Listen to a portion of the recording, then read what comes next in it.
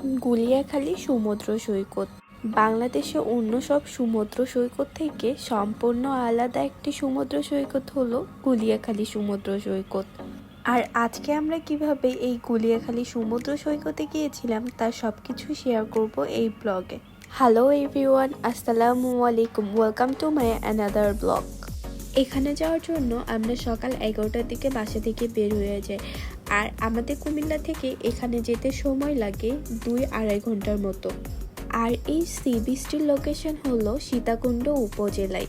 সীতাকুণ্ড বাজার থেকে গুলিয়াখালী যেতে সময় লাগে 5 মিনিট। এই তো ফাইনালি আমরা চলে এসেছি গুলিয়াখালী সি বিচ। দেখতে যত সুন্দর, এখানে যাওয়ার রাস্তা ততটাই বেশি কষ্টের। গুলিয়াখালী মূল সি বিচে যাওয়ার জন্য আপনাদের অনেকটা রাস্তা হাঁটতে হবে, প্রায় 20 মিনিটের মতো। আর এখানে যে বোটগুলো দেখা যাচ্ছে, চাইলে এই বোটগুলো দিয়েও যাওয়া যায়, কিন্তু যাওয়ার টাইমে একদমই পানি ছিল না, এই কারণে আমরা বোট দিয়ে যেতে পারি নাই। কিন্তু আসার টাইমে আমরা এই বোট দিয়ে এসেছি। গুলিয়াখালী সি বিচের মূল যে সৌন্দর্য তা এখনো আমাদের জন্য অপেক্ষা করছে। প্রায় 20 মিনিট হাঁটার পর ফাইনালি আমরা মেইন গুলিয়াখালী সি বিচে চলে এসেছি।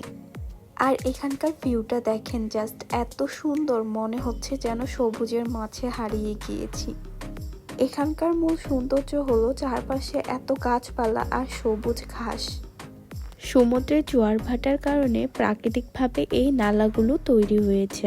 চারপাশে এমন সবুজ ঘাস, গাছপালা এবং এই ছোট ছোট নালার যে অপরূপ সৌন্দর্য, তা আপনারা বাংলাদেশে অন্য কোনো সমুদ্র সৈকতে হয়তো আর পাবেন না। আর আপনারা এখানে আসলে সুন্দরবনের একটা ফিল পাবেন। এখানে বিভিন্ন গাছের শ্বাসমূল, বিশেষ করে কেওড়া গাছের শ্বাসমূলগুলো মাটির উপরে উঠে আছে।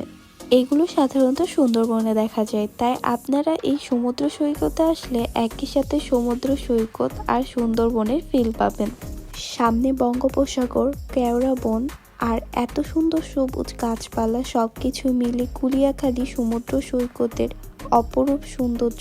যাই হোক, এখন পর্যন্ত যারা সুন্দরবন গিয়ে দেখতে পারেন নাই, তারা গুলিয়াখালী সমুদ্র সৈকতে আসলে তা দেখতে পারবেন। দুপুরের তুলনায় বিকেলের ভিউটা এখান থেকে আরো অনেক বেশি সুন্দর ছিল। আমি সানসেট দেখার জন্য আরেকটু সামনে এগিয়ে আসি। আর এখান থেকে সূর্যটাকে দেখতে কত সুন্দর লাগছে, তাই না? আমার কাছে এখানে সানসেটের টাইমে সব থেকে বেশি ভালো লেগেছে। কিন্তু এখানে স্থানীয় লোকেদের থেকে জানতে পারি, এখানে নাকি সকালের টাইমে সব থেকে বেশি সুন্দর লাগে। জোয়ারের কারণে পানি একদম উপরে উঠে আসে, এই জন্য নাকি সকালের টাইমে অনেক বেশি সুন্দর লাগে। কিন্তু কি করার, সকালে তো আসা সম্ভব না। তবে যদি কখনো সম্ভব হয় তাহলে সকালে আসলে অবশ্যই দেখতে পাবো। কিন্তু ইনশাআল্লাহ ভেরি সুন আমরা এখানে আবার আসবো। এরপর সন্ধ্যা হয়ে যায়, আমরা বাসায় যাওয়ার জন্য রওনা দিয়ে দিই। তো আজকের ভিডিও ছিল এই পর্যন্তই। দেখা হচ্ছে নতুন কোনো ভিডিওতে। ততক্ষণ সবাই ভালো থাকবেন। আল্লাহ হাফেজ।